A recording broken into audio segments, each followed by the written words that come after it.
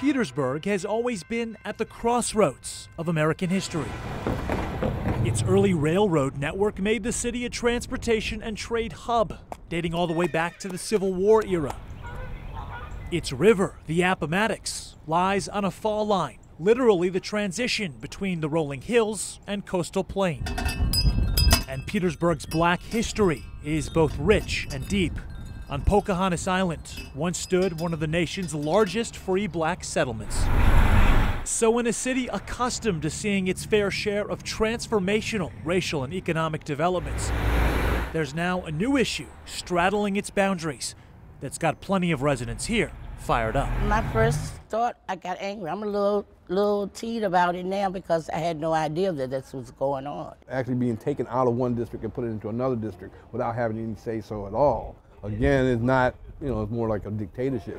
These voters are talking about the fact Petersburg, a city of 32,000 that's roughly 80% black, is about to be carved out of its 4th congressional district and redrawn into the nearby 3rd, long represented by Congressman Bobby Scott.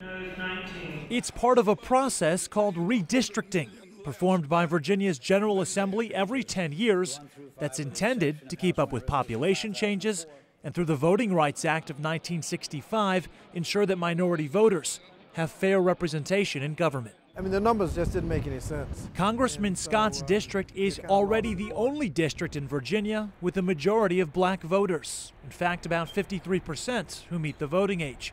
With the addition now of Petersburg, that figure's set to be bumped up to 56%, with a total black population of almost 60%. Days when you needed a 60% African-American district to expect an African-American to get elected are over. We recently asked Congressman Scott, who is the first and only black Virginian elected to Congress since Reconstruction, if allegations are true that Virginia's lawmakers are engaging in a practice called minority packing, cramming black voters into one district to reduce the group's influence in others. Increasing the number of minorities doesn't add anything that wasn't already there, but it does decrease the opportunity in other districts.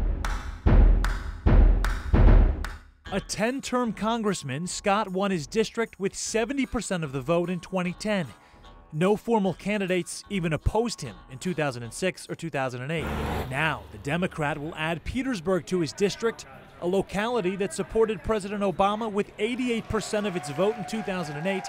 That would be the second highest percentage in the country. The politicians see redistricting as extraordinarily important. Dr. Bob Holsworth, an expert on redistricting, tells CBS 6 lawmakers are absolutely manipulating voting populations to strengthen their grip on power. But Holsworth says the percentage of black voters in Scott's revamped district simply isn't high enough to constitute minority packing. And he points out, due to Virginia's checkered past on civil rights issues, the plan had to be approved by the Justice Department. It's hard to imagine that somehow the Obama administration and the Obama Justice Department turned a blind eye, you might say, to the instance of minority packing. It is inordinately high in my view. Democratic State Senator Mamie Locke acknowledges the redistricting plan was deemed legal, but the Hampton lawmaker is furious over the new lines, which she says concentrate black voters in the 3rd district at the expense of creating a second minority district, rendering many minority votes, quote, meaningless. There was an opportunity to at the very least try to construct a second district, but that wasn't even an attempt on the part of the House to do it. The bill's final version came from the House, sponsored by Republican delegate Rob Bell. We questioned Bell why the state needs more black voters to strengthen its only minority district when the potential exists for minority representation in other districts. Do you think that Virginia should have at least 2 black delegates? Well, again, from a voting rights analysis, you have to make sure you preserve what's there, and you can't dilute one so much that it becomes endangered to make another one a minority influence district. That's the legal standard that we're working under. And a standard the state's Attorney General Ken Cuccinelli says Virginia is compelled to meet. In this case, by adding more black voters to the 3rd district. Every 10 years, people move around and we get more. Relative to the other districts, the 3rd needed to pick up people to stay compliant with the law.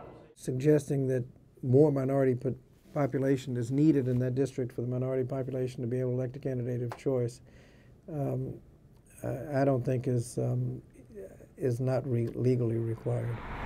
Now, residents in the new 3rd District, from the streets of Petersburg to the shores of Newport News, challenge whether our lawmakers have learned anything in 20 years. Gerrymandering, that's all it is, comes around. All they're doing is diluting the vote for minorities. Instead of perhaps maybe 2 black congressmen coming out of this area, now we're only going to have 1 for the next 10 years. So you believe it's fair? Well, the issue, we have so many issues we have to worry about, and obviously the biggest one would be, does it comply with the Voting Rights Act?